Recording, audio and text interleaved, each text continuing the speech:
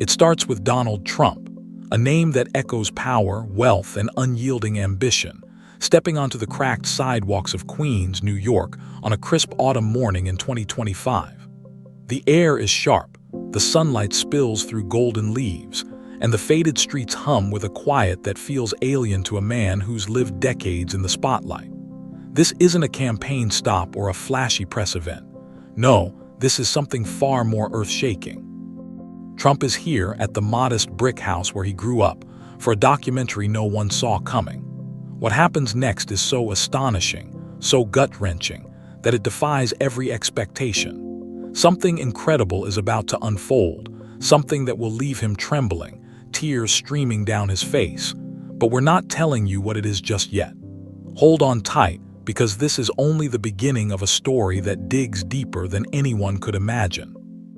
The house stands there, unassuming, its worn facade a stark contrast to the glittering towers and luxurious estates Trump has called home for years. It's a time capsule, a relic of a simpler life he left behind long ago. As he stares at it, the cameras roll discreetly, capturing every flicker of emotion on his face.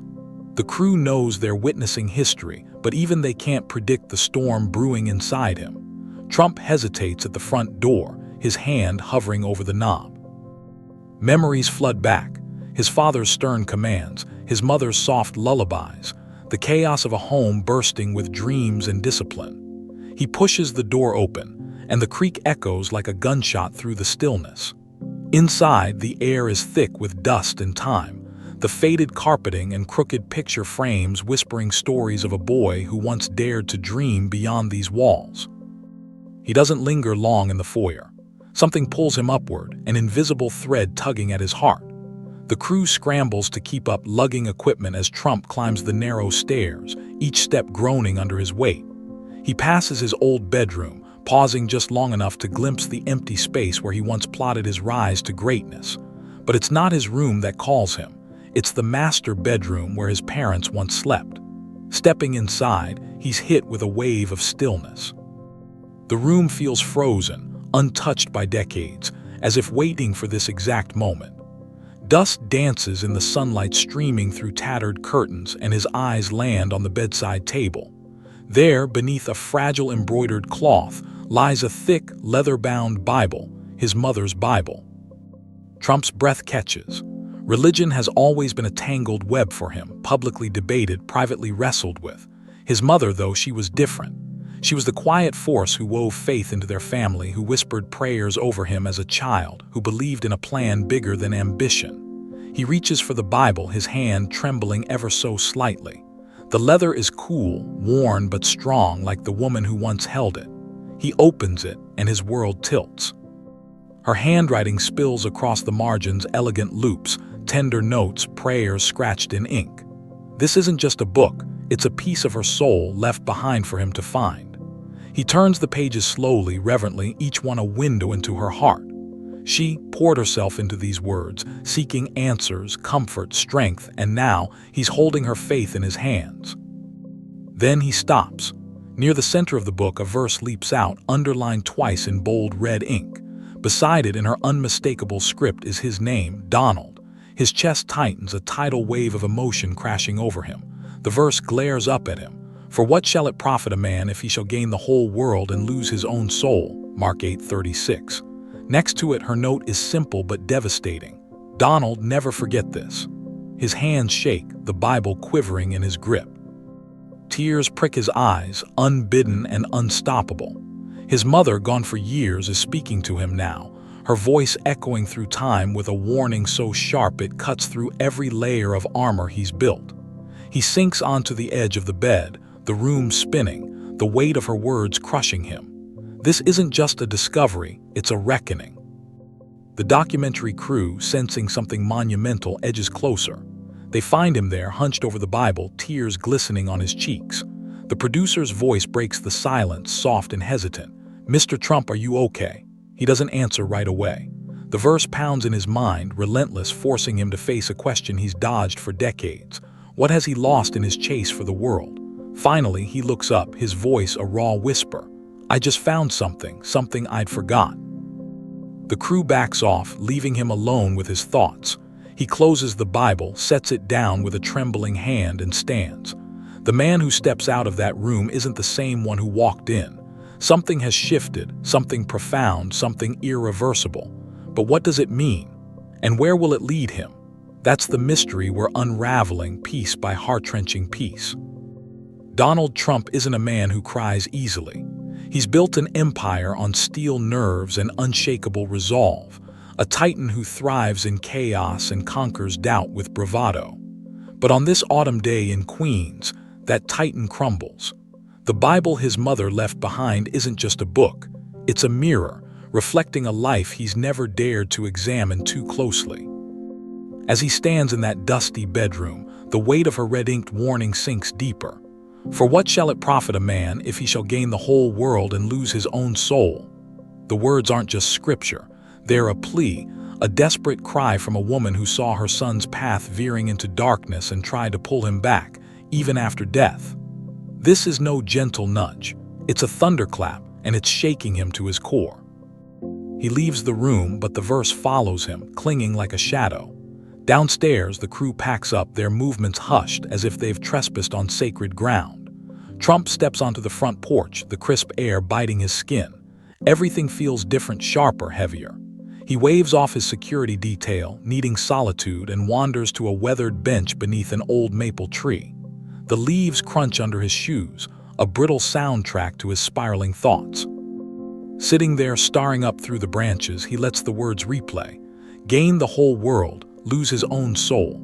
For decades, he's chased victory, money, power, fame, believing it defined him. Now, on this quiet street, it all feels hollow, a glittering shell with nothing inside. His mother's face flashes in his mind. Her gentle eyes, her soft voice reading him bedtime stories laced with lessons of faith and humility. She'd been his anchor, the one who believed he could be more than a conqueror.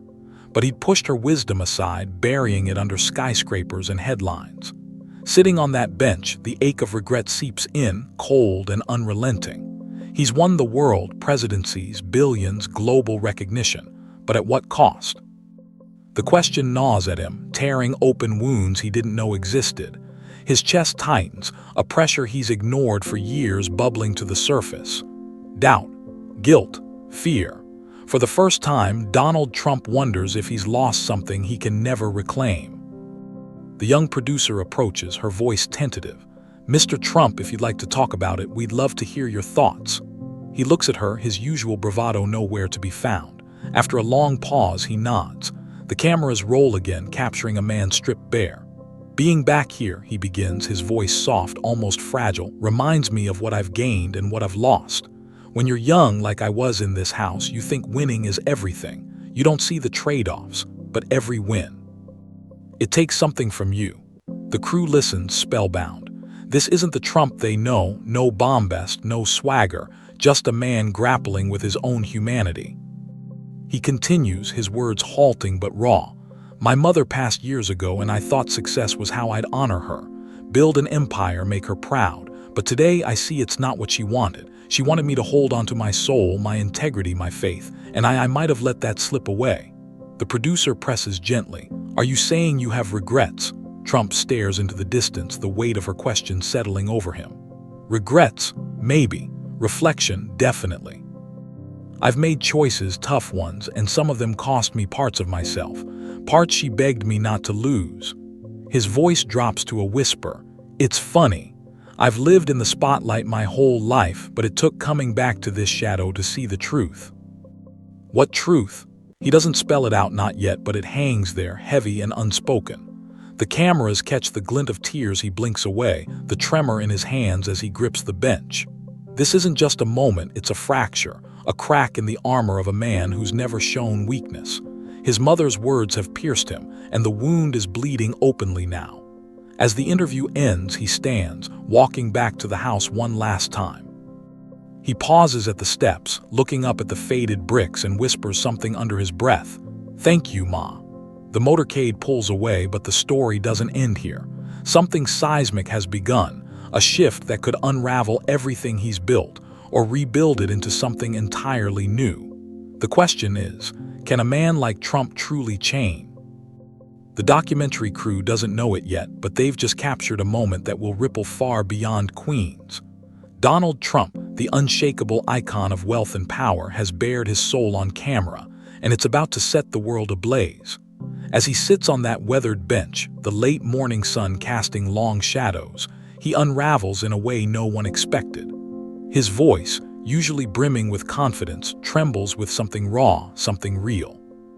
"The things that matter most," he says, staring into the lens with eyes that shimmer with unshed tears, "aren't in headlines or boardrooms. They're in quiet moments like this, moments of honesty." The producer, sensing the gravity, pushes further. "What truth did you find today, Mr. Trump?" His answer hits like a freight train. "That my mother feared I'd lose my soul chasing the world. And today I'm afraid she might have been right." The words hang in the air, a confession so stark it silences the crew. Trump leans back, the bench creaking under him, and lets the silence stretch. His mother's verse, "For what shall it profit a man if he shall gain the whole world and lose his own soul?" is no longer just a memory, it's a living, breathing force tearing through decades of denial. He spent his life stacking victories, real estate empires, a presidency, a name etched in gold. But now he's counting the losses. Integrity traded for deals, compassion buried under ambition, faith drowned out by the roar of success. The camera zooms in, catching the flicker of pain across his face, the way his jaw tightens as he fights to keep composure. This isn't a performance, it's a man breaking apart. "My mother marked that verse for me," he continues, his voice cracking. "It was her greatest fear that I'd gain everything and lose myself. It took me too long to see how right she was." The producer, her voice soft but firm, asks, "So what now?" Trump looks at the house, its faded bricks glowing in the sunlight, and says, "I don't know yet, but I think it's time I start reclaiming what I've lost, starting with who I am, beyond the power, the politics, the name." The interview ends there, abrupt and haunting. He stands, thanks the crew, and walks away, leaving them stunned. They've just filmed something extraordinary, a glimpse into a soul at war with itself, a titan humbled by a single line of scripture. As the motorcade vanishes down the street, Trump rides in silence, his mind a battlefield. The familiar Queens landscape blurs past, but he barely notices. He pulls a small photo from his pocket, a faded snapshot of him as a boy, standing beside his mother, her hand resting gently on his shoulder. He stares at it, warmth and pain warring in his chest. She believed in him, not as a mogul or a leader, but as a son with a soul worth saving. Now that belief feels like a lifeline, pulling him back from an edge he didn't know he'd reached. Arriving at his residence, he steps out, the photo still clutched in his hand. He knows this isn't the end, it's a beginning, a brutal, beautiful chance to rewrite his story. But how? That's the question burning in his gut as he walks inside, the weight of his mother's love pressing down on him. Word of the interview spreads like wildfire, clips leak online, and the world erupts. Headlines scream, "Trump breaks down over Bible verse." Is this the end of his legacy? Pundits dissect every word, some mocking, others marveling. Social media explodes with reactions. Skeptics call it a PR stunt, believers call it a miracle. But Trump doesn't respond. He retreats, letting the storm rage without him. Privately, he opens the Bible again, tracing his mother's handwriting, feeling her presence in every stroke. The verse stares back, unyielding, "Lose his own soul." He's not sure he's lost it, not entirely, but he's damn close, and that terrifies him. For a man who's never backed down, this fear is new, raw, and all-consuming. Days later, he's in his study at Mar-a-Lago, the Bible open on his desk. The room is dim, lit only by a single lamp casting long shadows across the polished wood. He's alone, save for the ghosts of his past. He runs his finger over the frayed page, the ink faded but alive with meaning. What has he profited? The question loops endlessly, each answer more hollow than the last. Billions? Power? A name that echoes worldwide. None of it fills the void he feels now.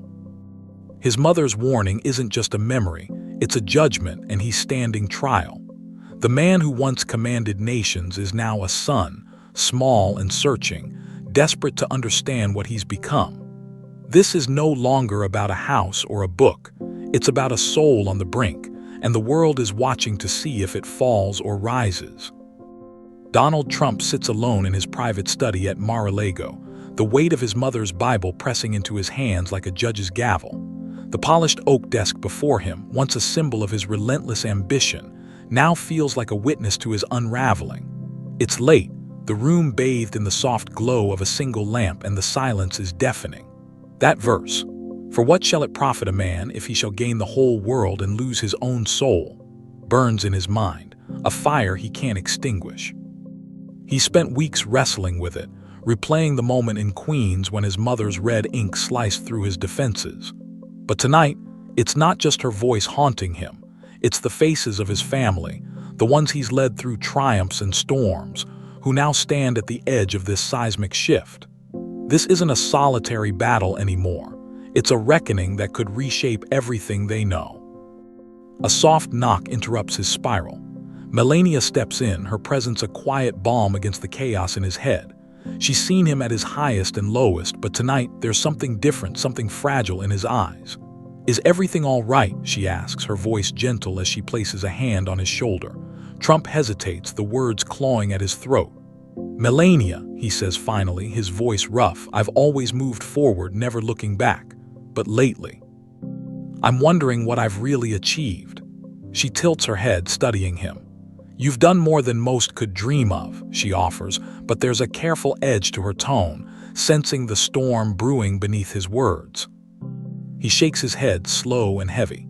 "Materially, yes, but spiritually, morally, I'm not so sure. Do you think I've become someone Barron could respect, truly respect beyond the money, the power?" The question hangs there, raw and unguarded. Melania pauses, her eyes searching his. "Barron respects you deeply, Donald, but you're right to ask what legacy you're leaving him, not just wealth or fame, but values." Her words strike deep, echoing his mother's warning. Trump leans back, staring at the Bible. "I want him to see more in me, integrity, faith, humility, things I've ignored for too long." Melania squeezes his shoulder, her smile faint but warm. "Then show him. This could be your chance to redefine everything for him, for yourself."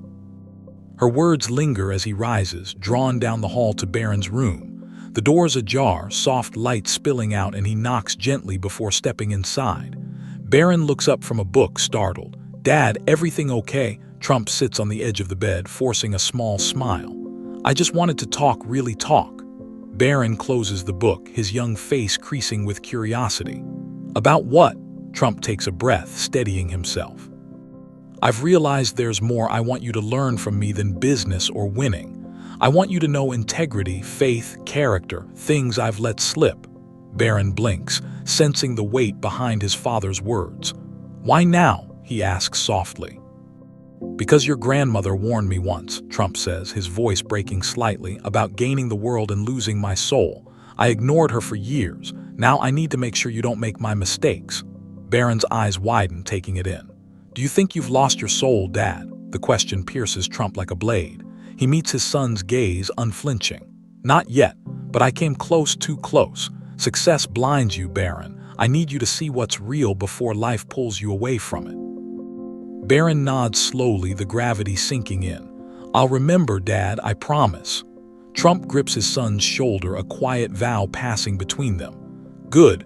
Wealth and power fade, character and faith, those last. Those define you." As he leaves Barron's room, a fragile peace settles over him. He's taken a step, a small, shaky one, toward reclaiming what he's lost.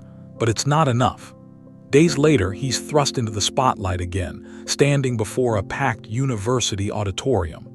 This was supposed to be a routine event, a chance to flex his usual charisma.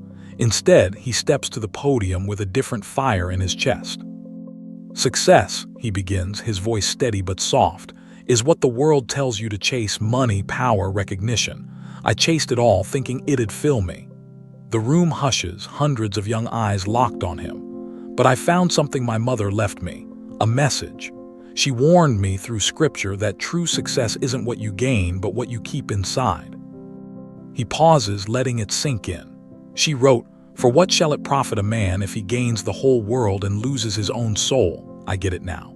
So I'm asking you, when you build your lives, are you building something that matters? Character, integrity, faith, that's the legacy worth having. The crowd erupts not with cheers but with a deep, reverent applause. They feel it, the shift, the vulnerability. Trump steps back, lighter than he's felt in years. He's not just speaking to them. He's speaking to himself, to Barron, to his mother's memory. This isn't about politics or headlines anymore. It's about a man clawing his way back to his soul, and his family is watching every step. Donald Trump's words at the university don't just echo through the auditorium. They explode across the country, a shockwave no one saw coming. Clips flood the internet, his voice, soft, cracked, human, playing on repeat. My mother feared I'd lose my soul, and I'm afraid she was right. The nation splits in two. Half see a man reborn, a titan humbled by faith and family. The other half smell a con, a calculated pivot to polish a tarnished legacy. Coffee shops buzz with debates, pastors weave his story into sermons, and classrooms dissect his every word. Media outlets scramble, Trump's redemption, real or ruse, screams one headline while another declares, the breakdown that could break his empire. But Trump, he's quiet, retreating from the chaos, letting the world roar while he digs deeper into the silence. At Mar-a-Lago, he spends evenings with Melania and Barron, their bond tightening like a lifeline. The Bible stays close, its frayed pages a constant companion. He's less obsessed with polls or praise, more consumed by the questions his son's eyes ask without words. Who are you now, Dad? One night his phone jolts him from his thoughts, an unknown number. Mr. Trump, a cautious voice says, I'm Joseph Lane, a pastor in Queens. Your speech moved my congregation. We'd be honored if you'd speak at our service. Trump hesitates. Small churches aren't his stage, grand arenas are. But something stirs, a pull he can't ignore. I'd be honored, he replies, surprising himself with the warmth in his voice. Days later, he stands in a modest Queens church, pews packed with families, elderly hands clutching worn Bibles, kids fidgeting beside their parents. The air smells of old wood and hope, a far cry from the marble halls he's ruled. Pastor Lane introduces him, not as a president or billionaire, but as a man seeking truth. Trump steps to the pulpit, nerves twisting his gut, more than he's felt before thousands. I grew up near here, he starts, his voice low, with a mother who taught me faith, humility, the value of a soul. I spent my life chasing wealth, fame, power, thinking that's what mattered. The congregation leans in, their faces open, unguarded. Recently, my son asked me questions that cut deep. Who had I become? What legacy was I leaving? Oz's emotion swelling. I've neglected what's real: compassion, humility, faith. I chased success so hard I nearly lost what my mother begged me to keep. I'm here not as a leader or a name, but as a man asking forgiveness, a second chance to be worthy. The room stills, his words a quiet thunder. Pastor Lane steps forward, his hand warm on Trump's shoulder. Thank you for your honesty, he says. God's grace is bigger than our failures. You're on a journey now, one of humility and truth. The congregation claps, tears streaking weathered cheeks. Trump stays after, shaking hands, hearing stories of loss, hope, redemption. It's raw, real, and it cracks him open further. Word spreads fast. Critics scoff, Trump playing the saint card. But others see something genuine. Invitations pour in, but he picks sparingly, letting actions speak. He funds shelters, scholarships, community projects quietly, no fanfare. His rhetoric shifts from bravado to unity, pride to humility. Months later, at a New York event honoring service, he stands with Barron, Melania, and Pastor Lane in the crowd. I thought my legacy was towers and victories, he says, voice steady, but I've learned it's built through compassion, sacrifice, love. He glances at Barron, pride glowing in his son's eyes. I feared I'd lost my soul. Now, thanks to my son, my wife, and a pastor who showed me the way, I'm finding it back. The applause is warm, heartfelt. Barron hugs him after, whispering, I'm proud of you, Dad. Trump's heart swells. He's not there yet, but he's closer than he's ever been. Donald Trump's journey doesn't end with applause or headlines, it deepens, burrowing into the quiet corners of his life where cameras don't reach. Months after the Queen's church, he's a different man. Not in the brash, public ways the world expects, but in the small, unshakable choices that pile up like stones in a new foundation. The Bible, once a dusty relic, now lives on his desk, its pages worn from nightly readings. He's not chasing redemption for applause. He's chasing it for himself, for Barron, for the mother whose voice still guides him from beyond. But there's unfinished business, a shadow he can't outrun. The past he's built, the wounds he's left. Tonight, he's facing it head-on, and it might just be the most controversial, soul-shaking move he's ever made. It's a chilly autumn evening at Mar-a-Lago, the air thick with the scent of salt and fallen leaves. Trump's invited a handful of his fiercest critics, writers, activists, political foes, to a private dinner. No press, no cameras, just a table and a chance to speak. Most balked at first, suspecting a trap, but curiosity won out. Robert Carson, a journalist who skewered Trump's character for years, arrives tense, arms crossed. Trump greets him with a handshake, no trace of the old swagger, just a quiet, "Thank you for coming." The others file in, their skepticism palpable, but Trump doesn't flinch. As they sit, he takes a breath, his eyes sweeping the room. "I owe you all something," he says, voice steady but laced with emotion. "An apology." The room freezes. Carson's jaw tightens, others shift uncomfortably, but Trump presses on. "My actions, my words, they've hurt people. I've been prideful, dismissive, blind. I saw enemies, not opponents. I built walls, not bridges. I'm sorry for the pain I caused, for not listening. I'm here to ask forgiveness and to hear you." Silence stretches, thick and heavy. Carson breaks it, voice sharp. "Why now?" Trump meets his gaze. "My son asked me if I regretted who I'd become. It led me back to my mother's warning about losing my soul. I've been running from that truth too long." The room softens just a fraction, and the floodgates crack open. One by one, they speak, stories of betrayal, anger, loss tied to Trump's past. He listens, really listens, his face a map of pain and resolve. Carson's voice trembles as he recounts years of feeling unheard, dismissed. Hours pass and the air shifts, anger gives way to understanding, not full forgiveness, but a start. As they leave, Trump sits with Melania, her hand in his. "You surprised them," she says softly. He nods, weary but lighter. "I surprised myself." Humility's harder than pride, but it's freer. The next day, Carson mails a letter. "You've shown change is possible. Thank you for being brave." Trump tucks it into the Bible, a marker of a bridge rebuilt. His life transforms quietly after that. He volunteers at shelters, hands out meals, funds projects with no name attached. Evenings are for Barron talks about faith, walks with Melania, services at Pastor Lane's church. Nearly a year after Barron's question, he's staring at the stars outside, peace settling deep.